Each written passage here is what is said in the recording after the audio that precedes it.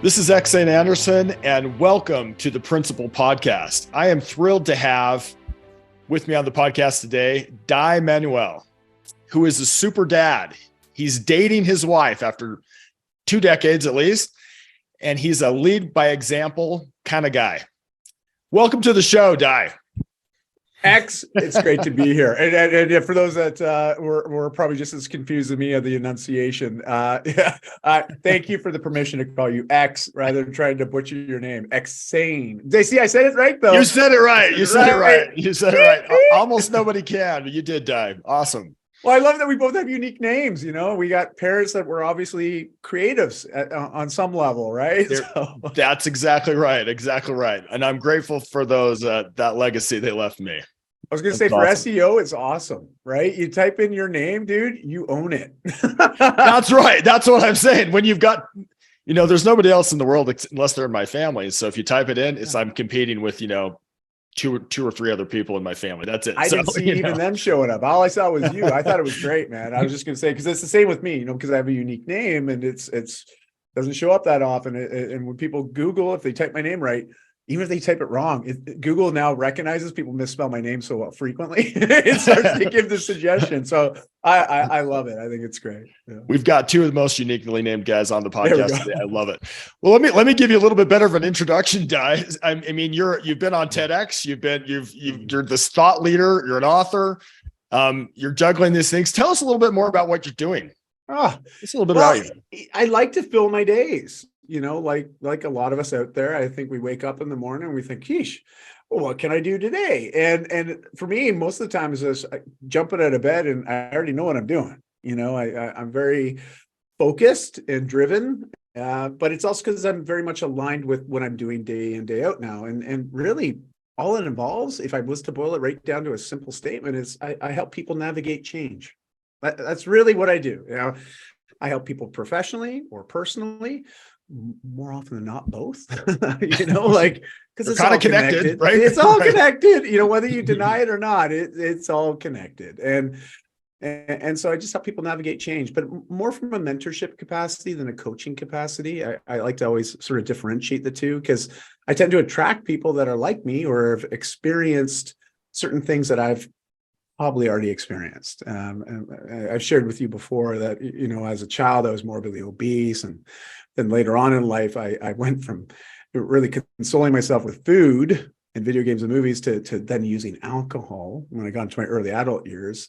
And then also diagnosed with, most people would consider my condition. I have a chronic autoimmune disease and my hematologist thinks I should live in a bubble, just to give you an example. I'm not going to be a bubble boy. I mean, gosh, can you imagine me doing burpees in a bubble? Forget about it, right?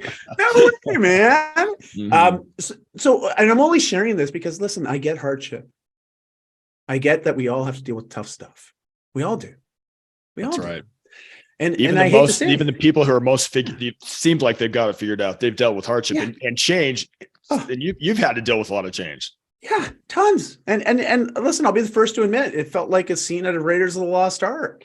Remember Indiana Jones at the beginning of the movie grabs that idol, and then what happens? The whole world starts to fall in on him, quite literally. And that big boulder that chases him out of that mouth of that tunnel.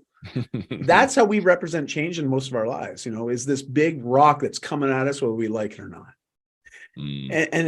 It's scary. Change is scary because it involves a lot of everything in our lives. Feeling sometimes being turned upside down. And yet it's the only thing that we know that's an absolute certainty, right? Like you can go buy a lottery ticket. There's no guarantee you're going to win, but there's a guarantee that you wake up tomorrow and it's very different than it was today.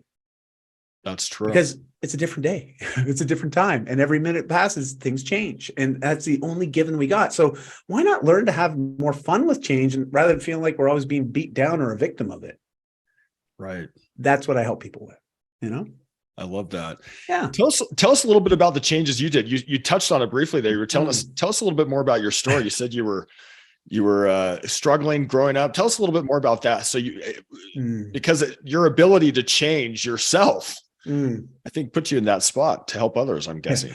Well, yeah. And I, at the very least, I can say what not to do, and I think that's all that's really happened is I've made more mistakes than some other people. And I refuse. Well, actually, I'm a slow learner. I've repeated a few of them. Okay. Full disclosure. But Sure. as a kid, age 9, my entire emotional and psychological world was rocked, at age 9. I mean, you're a father too. And people that are listening to this, if you have kids or young kids in your life, like, under the age of 10, kids are pretty naive. They know what's up. They can feed energy. They feed off people's energy, but I really didn't know what was going on behind the closed doors with my parents. I didn't. I thought everything was fine. And then that one fateful day, I got home. My brother was there with me. He's 2.5 years younger than me, but we walked home together after school. My dad's car's in the driveway. I'm like, man, it's like 3:00. Dad's never here.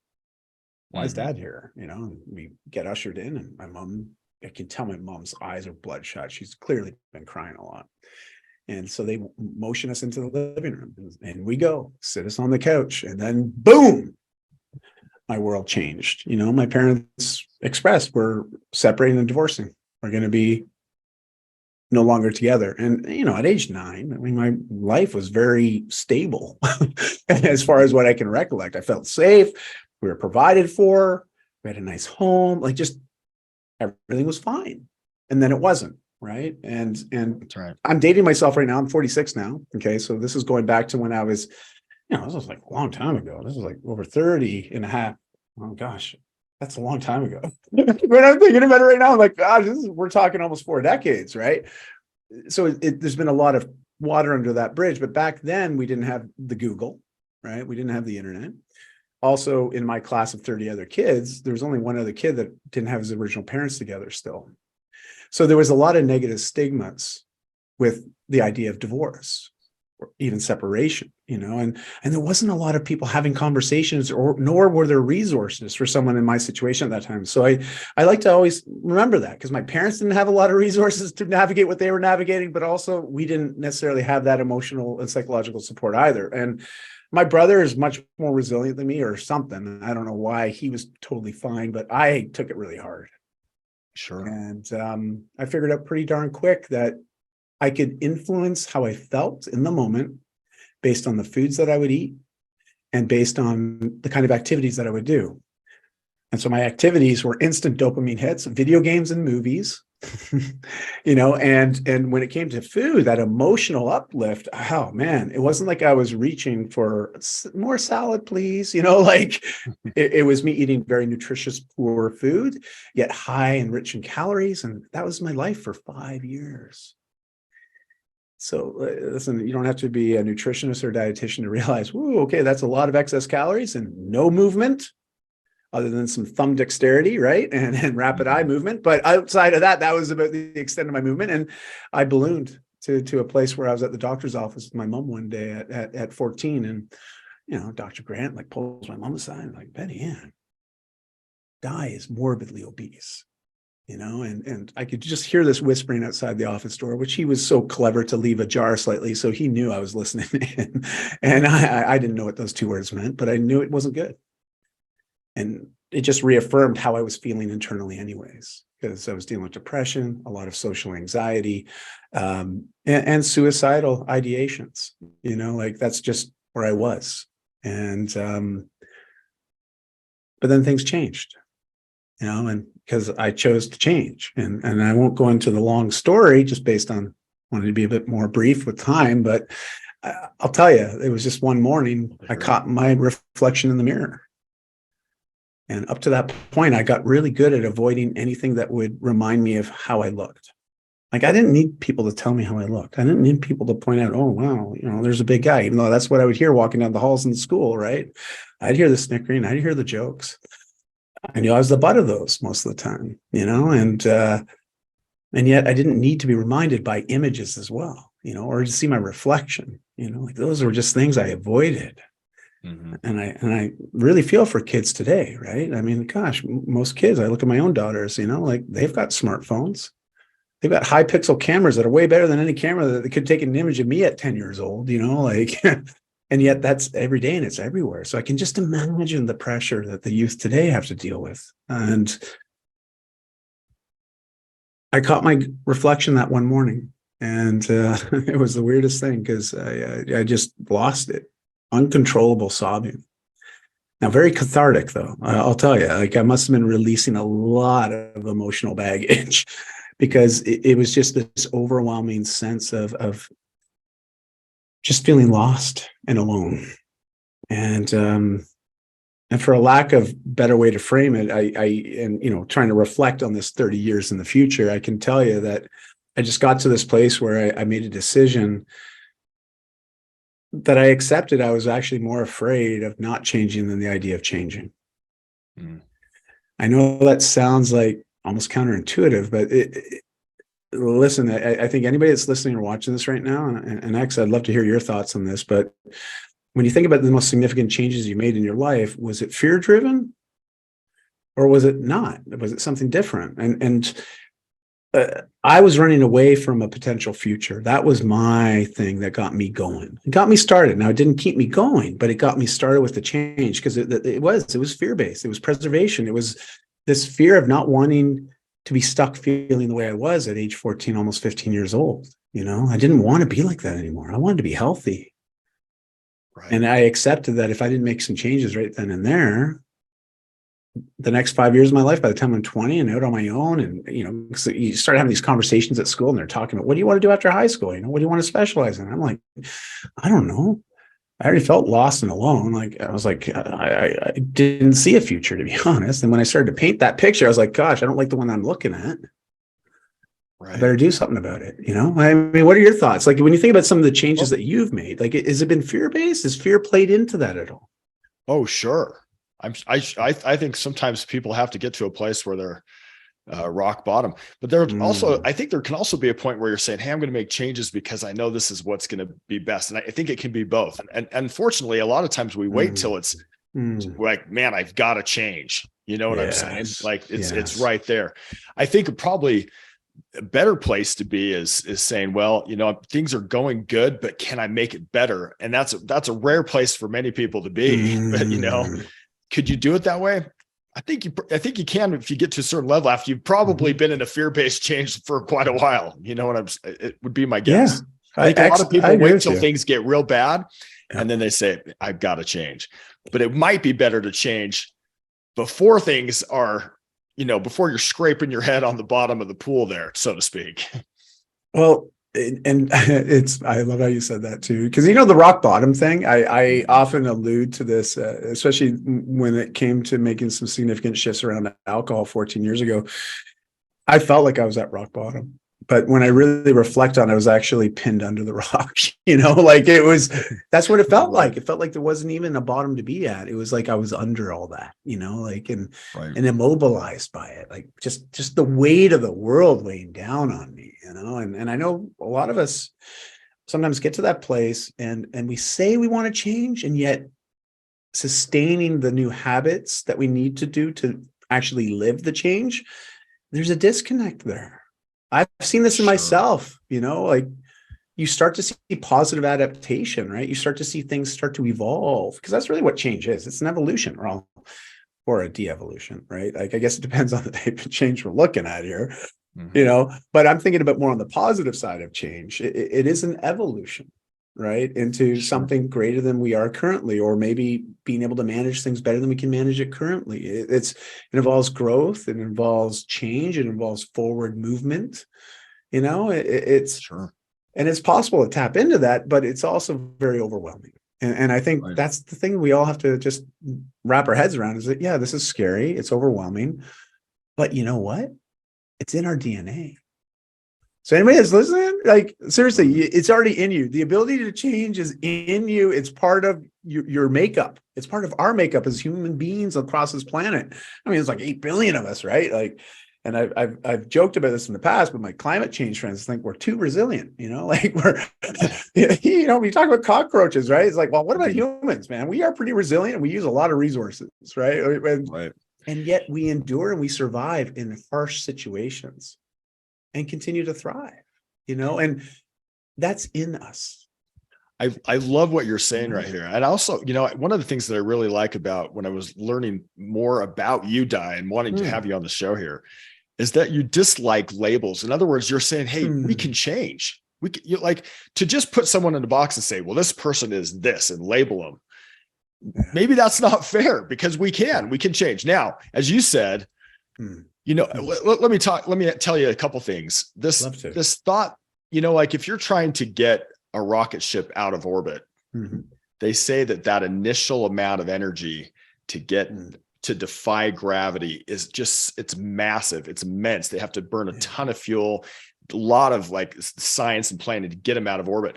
But once they're up in space going, and they've broken out of that, this gravitational pull, which we could liken to a habit, right? Once they're out in space, they say that to get that little, I can't remember what they call it, but the spacecraft that goes down to the moon was less than a baby's breath, right? Like it was just a little, and it went down to the thing. So here we have to spend a ton of energy when we've got these habits. I mean, if you're trying to say, hey, I've had these habits for 5 years and I'm obese, or I'm addicted to something, or I have some kind of thing that it's really hard for me to change, it's going to take a little bit of work.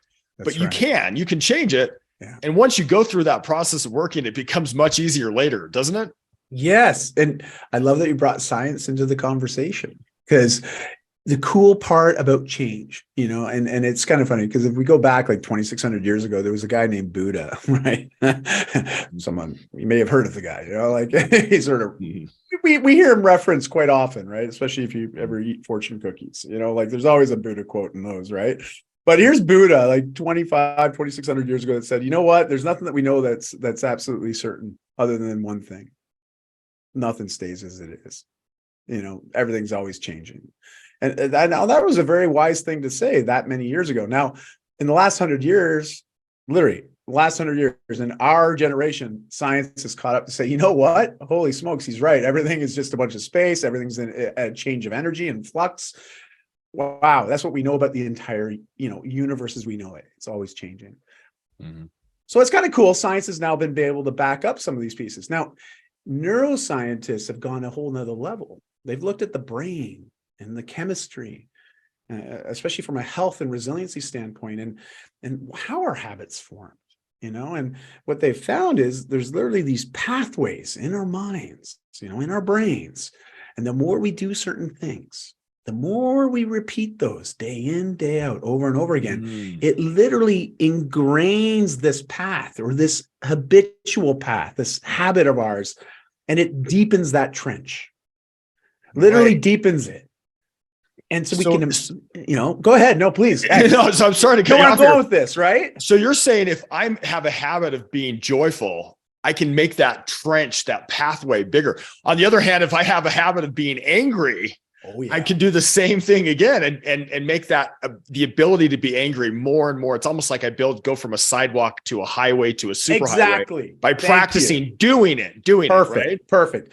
And I know we're overly simplifying neuroscience. I'm sure there's some neuroscientists listening like, you guys are butchering this. And fair enough. But this is the simplest way to understand it. It's the similes, the metaphors are the most accurate way to get the best idea of how this works, because it's exactly that. It might start off as a little string going across, and then we do it again, and we do it again. And eventually we have this literally, as you said, a highway potentially. And so we can imagine the longer we've been doing a habit, the deeper entrenched that habits become as part of us, and neuroscientifically speaking, then it's going to take equally amount of effort in a different direction to now override that. And so for me, that's a lot of effort if you've been doing it for 5 years or 10 years or 20 years, right?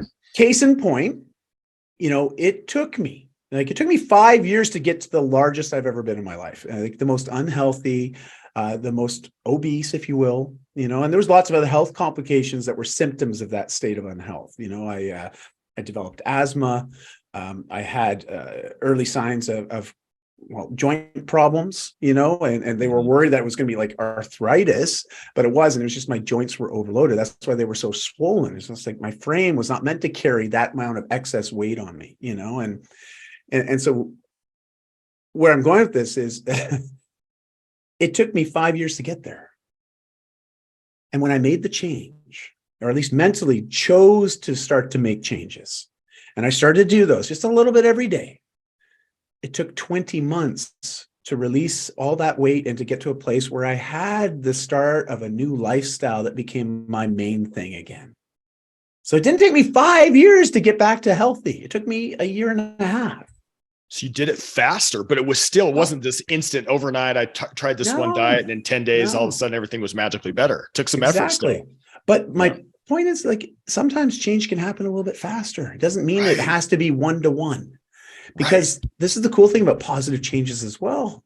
There's a mental aspect, there is a spiritual aspect, there's an emotional aspect, but there's also a deep physical one too, and it's a holistic thing. And when we embrace change holistically, from a whole person standpoint, we start looking at all the different inputs that are coming at us, because those inputs influence what we do when it comes to the outputs, right? Like if there's somebody feeding a lot of negative ideas into your head all day long, well, it's going to be really hard to build that joy pathway that you talked about, right? Like, sure. To become that, I mean, you can keep telling yourself, but you got everybody else pouring in on you, all these negative ideas. It's really going to be that much more challenging to make the change because you're fighting an uphill battle.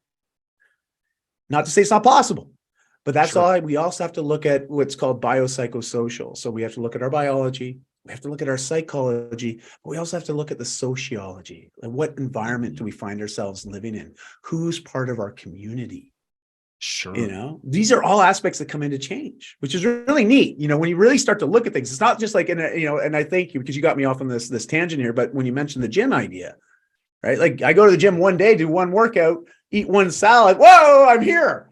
Might take a little while more work than that, but that's a good start. I mean, it's a good start. Wouldn't that be awesome though? Like, I mean, it would be great. And on the flip side, being devil's advocate here, wouldn't it be great if this wouldn't be great? This would be awful, actually, but it's an awful thought, but kind of morbid. But it just to prove a point, like if we ate one Big Mac meal, the Big Mac meal, if you use the biggie size or whatever that is, and you get the full pop with all the sugar, I mean, it's almost your daily caloric intake for the typical man, that's over 20 years old. We're getting near to 2,000 calories in one meal, right? And it's not like they're healthy calories, like it's a lot of refined sugars and carbohydrates and trans fats, like the building blocks of an unhealthy lifestyle. Yet if we ate that one time, and we died of a heart attack instantly, would we eat that way? No, we wouldn't. Okay. Right. But it's gradual. It's one burger, one bite at a time, right? But if that's our normal and that's how we get all our calories, it's just a matter of time that things will go in a direction that ultimately no one would choose to go. But because it happens so gradually over time, we forget that the change is actually even happening until one day we wake up and we're like, what happened? Right. And I've been there a few times, and I'm not saying I got the answers, but I can definitely say that we all have the ability in us to recognize when we're going down the path that may not be best serving us. We know when things aren't going quite the right way. What's really interesting, something you said stood out to me and reminded me of something. You were talking about actually doing. And there was this thought that came to mind, Stephen Covey, because we're talking to a lot of parents here, a lot of people in relationship, marriage, want to get some help. Stephen Covey said something that said, he had somebody come up to him after a speech and said, I don't love my wife anymore. And Stephen Covey looked at the guy and said, well, then love her. And the guy said, I don't think you heard me. I've fallen out of love with her. She's fallen out of love with me. We've got 3 kids. We're probably heading for a divorce. And Stephen Covey looked at the guy and said something like, well, if you're not feeling it, maybe then love her. That would be a good reason to love her. And the guy said, well, how do you love someone you don't love? And Stephen Covey said, my friend, you're talking like love is a feeling, love is an action. But if you do the action, the feeling eventually follows. Now, doesn't mean like right overnight. So the key for, if let's say you have a marriage on the rocks, right? And you're not feeling it. Now, there could be a lot of things we could talk about. And there could be a lot of different things, but one of the things you could try is to, if I'm not feeling love for my wife in any particular day, maybe it's up to me to go do the dishes and give her a foot rub and do something to help her, because as I do that, I'll start to feel more love. And it's the same thing you were talking about on the same principle. I had this friend named Brody. He said he did this workout. He said, and he goes, I hated it. I hated the workout. He goes, I got to the end of the workout And it was so sore I could barely walk. It was like this Spartacus workout or something. He goes, yeah. but I had committed to do it. So I did it again. And he goes, I still hated it.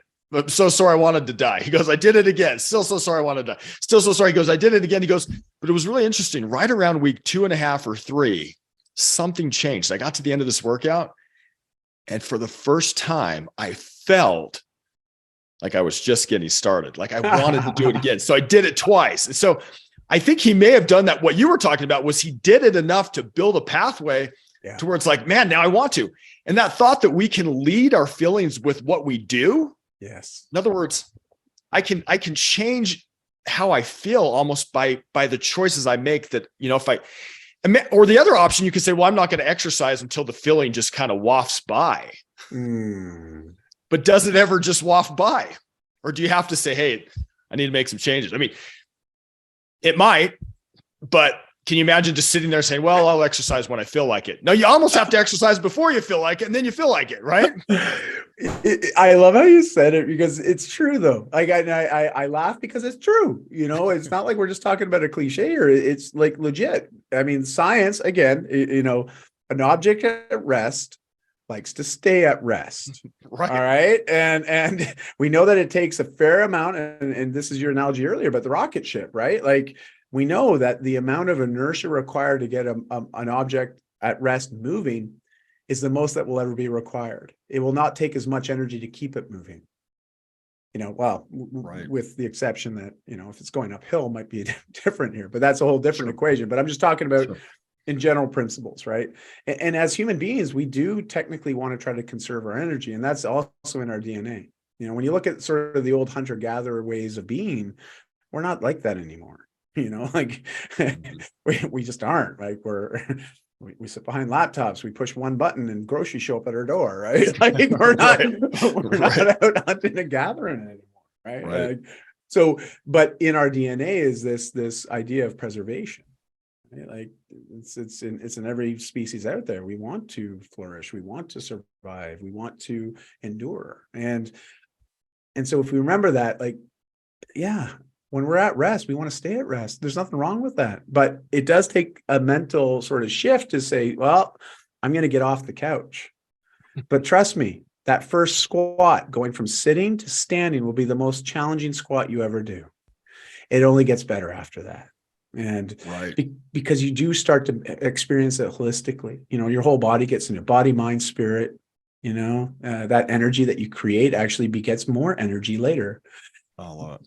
It's that belief in oneself that I can do it. And not only I can do it, but I did it, and it's celebrating the completion of the action. I think that's what sometimes we skip over that. I see this with a lot of type A's, and I won't believe me, I'm capital type A. Okay. Like it's very, very driven by goals, and I don't like to quit. I refuse that to a detriment at times. Okay. And I get it. And yet, as much as we can persevere and push through and do, sometimes we get the check mark after we've completed, and then we're okay, what's next?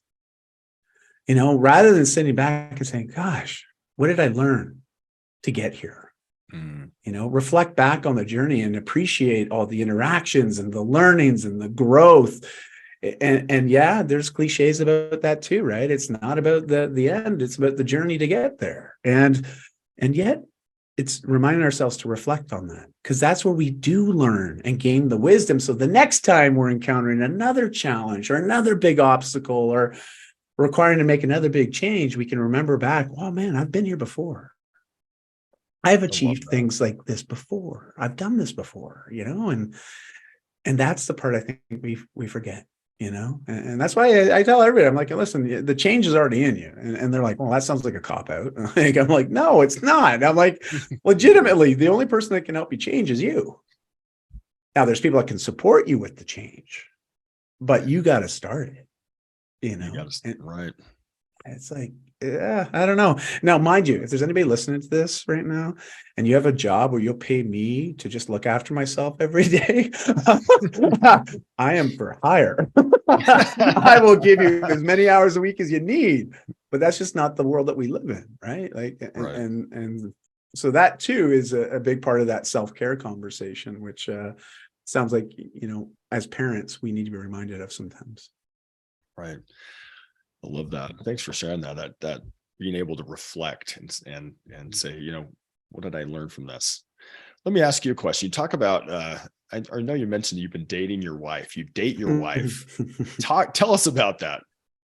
Well, I think you actually alluded to it the best way, with the Stephen Covey example, and just that idea of just, even if you're not feeling it, putting certain things into action until you do feel it, right? Right. And my wife and I, many, many years ago, and I got to give her full credit for this. She's very much a language person. Specifically the kind of language, and this is something that, and I'm going to use the word harp on, but not as a negative. Okay. She just is very good at bringing it up again and again with me, because I'm just sometimes a slow learner. Okay. I sometimes need to be reminded, and you and me listening both. to this. Okay, good. Okay. Thank you for that, because we're on the same path here. She was always very protective of how we spoke to one another around our kids. And you and I both know, and anyone that's listening to this, kids, just doesn't matter what you're talking and how far away they are, they seem to have an ability to pick things up, right? Oh, yeah. It's incredible, really, when I think about it. I'm like, how did you even know that that's what we were talking about? Like, you were, like, sometimes I don't even think they're paying attention, yet they're paying attention. And so we wanted to be really mindful of that. And so we started to be much more choosy, to use a simple term, of the kind of language that we would use when we talk to one another, or how we would communicate. Because inevitably, if you're in a relationship, trust me, you're going to get into fights. Okay. Like, if you're not, well, I don't know what's the deal. Like, I don't know how that's possible. I haven't been able to have one yet without any fights, but there's quality of fights, right? Right. You can have disagreements passionately, but yet be respectful of one another. And that is something that I had to learn to do. I'll be the first to admit, it's not a skill that came naturally to me. And because I looked at what was modeled to me growing up, I looked at the kind of mentors I had in my life, especially other men.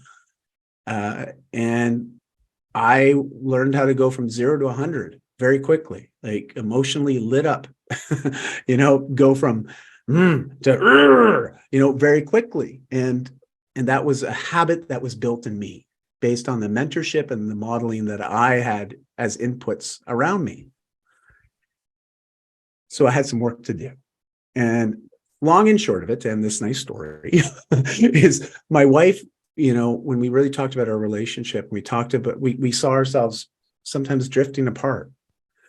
And we didn't want that. We wanted to be together. We're co-committed, in building a life together and being able to create the space for each of us to pursue our passions, yet knowing that we're, going in the same direction. Two different paths, same direction. And yet we don't need to be so dependent upon one another that I need her to do what I want to do, nor does she need me to do what she wants to do. I'm here to support her with that, but she doesn't need me for it. And we started to be really selective about how we referred to one another, and it started as something more internally, like if someone in passing a conversation, like, I'm dating my wife, and we realized that's what's allowed us to endure. Because my wife today, we're in our 23rd year together as a couple, an emotional couple. And it hasn't come with a lot of hardship. I'll be honest. We've had a lot of highs. We've had a tremendous amount of lows. Right. But we were committed to staying the course. But the only thing I can say to you right now, and anyone that's listening to this, is make or take time with your life partner to constantly be dating each other. Because believe me, you're 10 years into a relationship, you're 5 years in, you're 2 years in, doesn't matter. However length of time you're together, there's a lot of changes happening to both of you. And if you're not intentionally dating each other to constantly rediscover and reconnect with the aspects that you most love and are loving of, you're missing out on a great opportunity, Because remember, how did you feel when you first started dating your wife, X? Right. So people have this honeymoon phase. They're in love. They Yeah. feel like, and then somewhere along the line, kind of the lovey-dovey feeling wears off. And if you don't water that plant, it can die. So you have to be intentional. I'm going to water the plant. I'm going to take care of this relationship. Yeah. Yeah. I love the thing that I love hearing from you, Dai, is here you came from a situation where your parents got divorced, which was probably very hard for you. And for those parents out there, we think sometimes we got to fix things. Sometimes it's worth, and I'm not saying in every situation, there's probably exceptions, but it's worth saying, you know what, how can I water this relationship? Because really that choice to divorce can really reverberate on for a long time, sometimes generations. Yeah. But you're saying here, despite that fact, I'm committed to my wife, even though it's been hard. And most people in marriage, I think, feel that same way. They say, you know what, I didn't sign up for some of this. I didn't know this was going to happen. I hear I'm married and I didn't want this, whatever it is, but to be intentional with your words and say, you know what, we're going to work it out anyway. We're going to change. Yeah. We're going to I love your story, Dai, because it's like, here's somebody who went from, you've lived it. Here you are working on your marriage, even though you came from a spot where you saw parents who didn't make it work. Here you are, you had a situation where you say you were morbidly obese, and now you're probably one of the more fit guys out there, right? Taking care of yourself. And you're helping others along the way doing it. This kind of, the ability, I'm kind of going on a rampage on different things here, but I'm just I love it. Sometimes our pain becomes our superpower. And I think with you, that's happening with you. Oh, thank you. Oh, wow. That's, yes, I agree. I spend a lot of my life trying to avoid it. I'm just being fully transparent here. I was very good at escaping and avoiding reflecting. Like I was always, and it's probably also that type A in me. I made a decision long ago. I learned that if I put my head down and I just barrel through it, I can accomplish stuff. Now, I'm not saying I learn a lot through that process. Because I miss out on a lot more than I actually take in because of that very narrow-minded focus and just go get, like as they say, a bull in a china shop. Okay. Like, roar. And I realized there was so many things that I missed out because of that. And I avoided, changing many times because of that.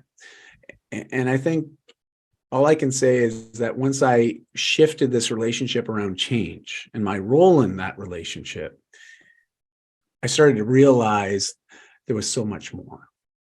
And there was so much more that I could achieve and support people with. So I really thank you for sharing that thought or observation. It's very true. And I think the hero's journey that some people may be familiar with, there's this, if you look at any story, I'm talking about the stories you read your kids to bed with, all the way up to the most popular novels of fiction today. You look at them all and they have very similar story arcs. There's usually some sort of hero or anti-hero, and they set out on a journey, because of some traumatic event that's happened, or a realization about themselves, and then a realization that I'm here and I want to be here. But man, that looks hard. But here I go. And along the way, they meet people. They meet guides, teachers, parents, cool podcast hosts, right? Like they meet people. Yes. And that one conversation or one simple little observation that's shared with that person can shift the trajectory of that person on that journey. So all of a sudden, what saw as an insurmountable mountain and now feels like a leisurely walk up a hill. Right. But because of that one interaction. And where I'm going with this is that everyone's on that journey right now. Everyone that's listening or watching this right now, you're on that journey. I love that. One of the things I've noticed about this whole conversation with you, Dai, is your willingness to just be vulnerable. And I think it's so important. I mean, here you've talked about things that were dark and hard for you, saying, hey, I struggled with weight. I struggled with my parents' divorce. I struggled with changing. I struggled with these things.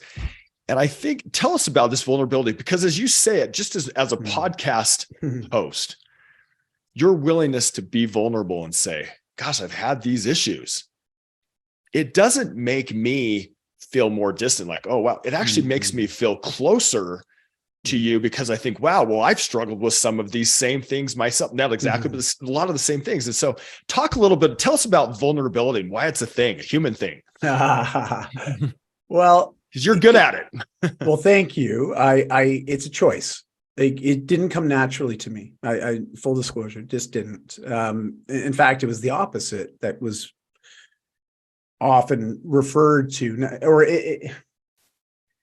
it's what was actioned around me. Let's just say is the opposite of that. Like the stereotypical way of, men don't cry, men don't express their emotions. Be very stoic. Let logic prevail. And yet, if you do show emotions, show anger. Like that's the normal one to show, but don't share anything else. And I hate to sound like a cliche, or a stereotype, but that was very much a good chunk of my upbringing. Very much so. Now, not saying it was my dad, but it was also some other male role models. My father was always very stoic. Like very emotionally distant. Which at times I wish he wasn't. There's lots of things I wish we could have talked about. He passed 5 years ago and from pancreatic cancer, and so there's a lot of conversations that I'm never going to have with him, at least in this timeline. And yet he still taught me so much. And there's so much I took away from him being my dad. But had I been willing to be a little bit more vulnerable and being the one to make the first move, bring down the guard and do something different than we had been doing up to that point. Because I know there's a lot of things he wanted to say, especially at end of life. And there was a lot of things I wanted to say. And yet neither of us said anything. And that's something I got to carry, and that's okay. I know he loved me and I loved him. But there's conversations so many of us put off having because they make us feel emotionally uncomfortable. And we have to wonder why. Why is that? And probably when I ask a survey and I ask people about this, it's just because it's something new to them. Opening them up about how they're feeling. We get very good at expressing happiness or humor because they are a feel-good emotion. And it's an emotion, I hope most people have had a life with more of that emotion than the sad emotion. So you have to ask, which one's more normal when it comes to sharing? And so when we look at things as normalized emotions, it's the ones that we tap into the most frequently. Yeah, the uncomfortable stuff of getting raw and real and being vulnerable, admitting some of the faults that we've had, that ain't easy. Right. And it's actually, but until we actually can admit them, we can't do much about it until we can say, you know what, hey, I've got this issue. I need to lose weight, or I need to be a better parent, or I need to be a better spouse, or whatever it is, to be vulnerable enough to say, you know what, I need some help. I'm not doing it. And you said, well, because you said it earlier too, you implied that, rather than feeling like I'm pushing away by being vulnerable, you actually felt more of an attraction, more of a pull towards, more of a leaning in.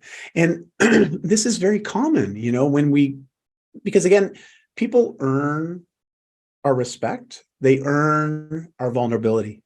They earn our love. Now I sure we can have an unconditional certain amount of emotions to just give to humanity. Fair enough. But when it comes to these one-on-one or one to a few interactions, trust is important. One of the surest ways to develop trust with somebody is by letting them in a little bit into who you are. Right. Because we need to know who people are to form trust and bonds and relationships. So even if you're making a new friend for the first time, there's still a level of vulnerability. Now, you don't come out and just say, here's all my dirty laundry right out of the gate. Now, maybe, but I would say that's maybe a little bit oversharing at times, there's healthier ways of practicing developing a skill of being more vulnerable. And not everybody is deserving of your vulnerability. Okay. I'm not saying go out there and say, hey, this is who I am and share everything. And then get ran over by a truck, right? Like you don't say, hey, I'm going to be vulnerable and go lay down in the street and let a truck run over me, because you wouldn't want to do that figuratively either.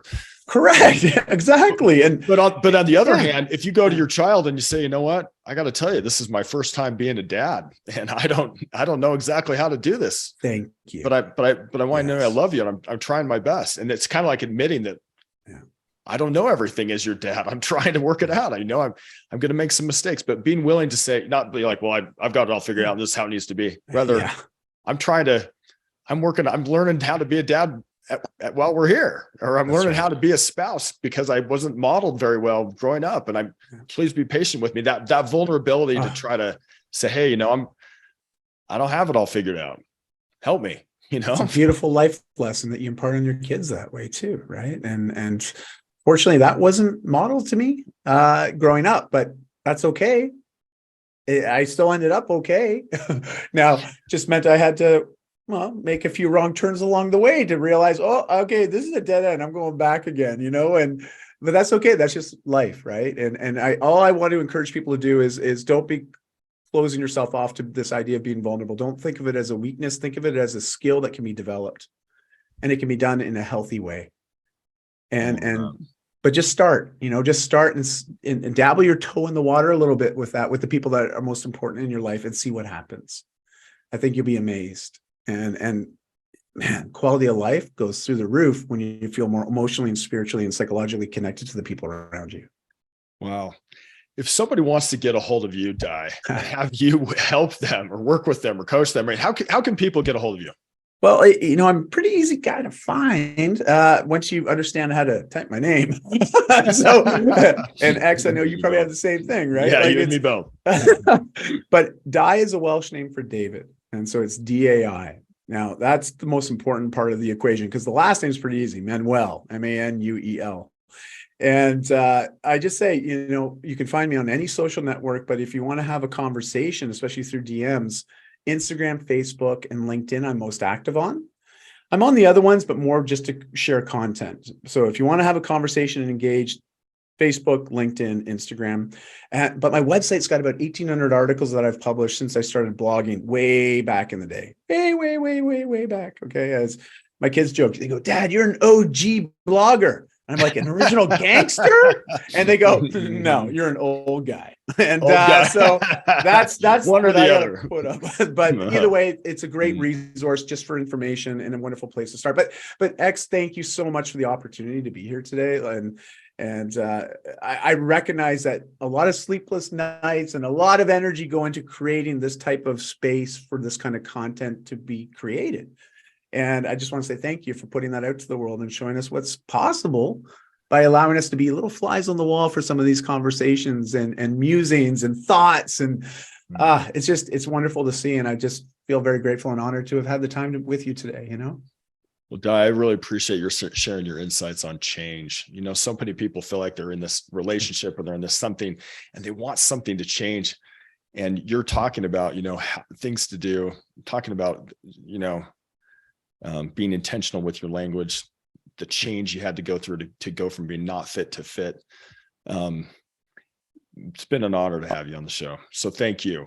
Thank you, Dai, for being with us today. And for all those guests, if you want to reach out to someone who's just really done it, who's been an example of change in his own life, and you can see it, feel free to reach out to Dai. And I'll put his put a website and some notes in the show notes for those of you who want to look him up. Dai, thank you for being on the show today. And I guess just rock on. Yeah, thanks, Max. It was great.